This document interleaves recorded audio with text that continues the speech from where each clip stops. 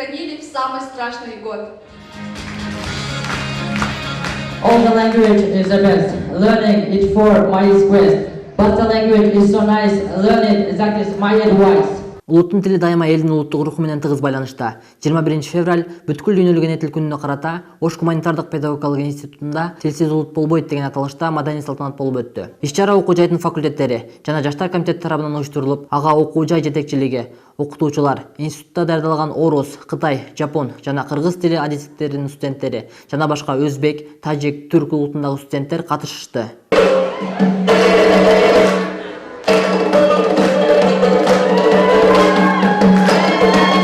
Англис тилин даңазалап чыктык.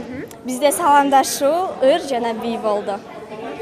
Аябай кызыктуу алып бардык, адамдардын кулпуруна толдук деп ишенем.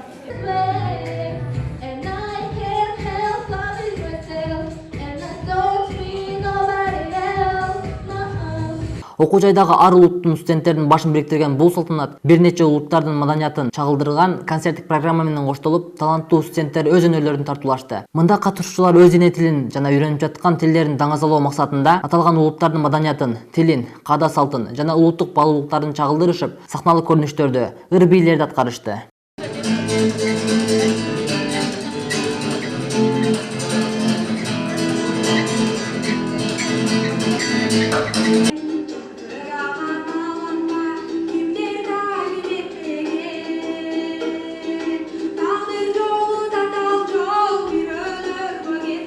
Эскерте кетсек, бул күн 1999 жылы Бириккен Улуттар уюмунун агартуу, илим жана маданият маселелери боюнча уюму ЮНЕСКО тарабынан жарыяланып, ошондон бери жыл сайын маданий жана тил байлыгын өркүндөтүү максатында белгиленип келе жатат. Дастан Бакыт уулу, Борончу Эргешев, ОГП жаңылыктары.